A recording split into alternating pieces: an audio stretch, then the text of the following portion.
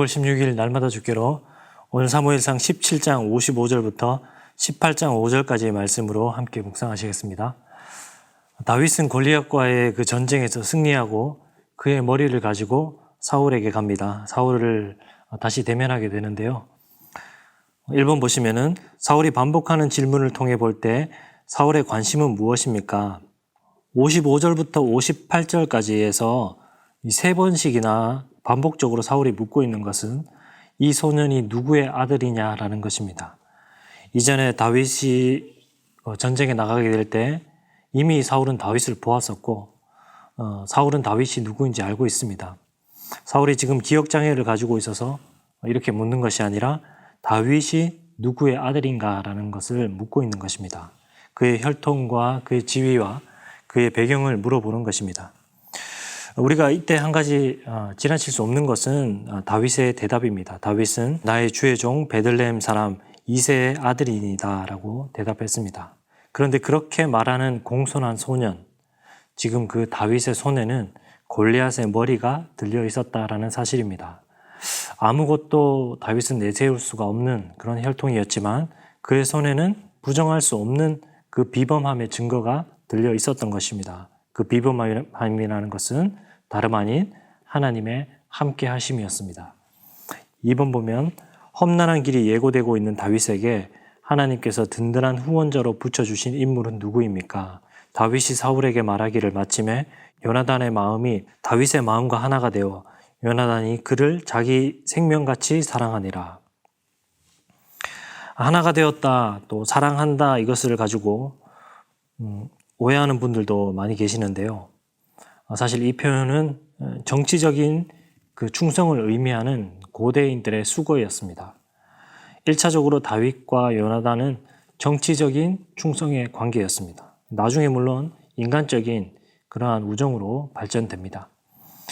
다윗이 골리앗을 죽이고 앞으로 이제 사울의 시기로 인하여서 이제부터 다윗은 험난한 그런 광야의 길을 걷게 될 것인데 하나님께서는 오늘 요나단을 이 길의 든든한 후원자로 또 친구로 형제로 그를 붙여주고 계시는 것이었습니다.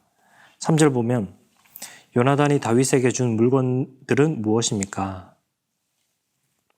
3절과 4절 보면 요나단은 다윗을 자기 생명같이 사랑하여 더불어 언약을 맺었으며 요나단이 자기가 입었던 겉옷을 벗어 다윗에게 주었고 자기의 군복과 칼과 활과 띠도 그리하였더라. 다윗을 사랑한 요나단은 다윗과 조약을 맺습니다. 조약 문서는 곧 사랑, 충성을 의미하는 것이죠. 그리고 그 조약에 대한 비준으로서 요나단은 자기가 입고 있었던 칼과 군복, 활, 띠 이런 것들을 벗어서 다윗에게 주었습니다. 사실 이런 행위는 골리앗을 이긴 그 신하에 대한 호감으로는 설명할 수가 없습니다. 요나단은 지금 다윗이 거둔 승리가 단순한 승리가 아니라 언약을 맺을 만한 어떠한 징조로 받아들이고 있는 것입니다.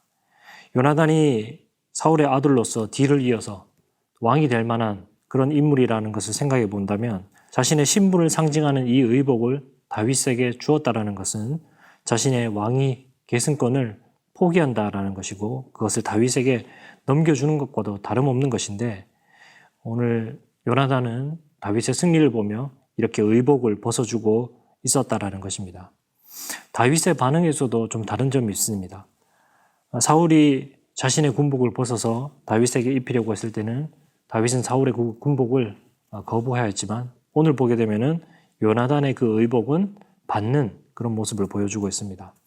그래서 앞으로 이 둘의 이야기가 어떻게 될지를 암시해주고 있습니다. 4번 보겠습니다.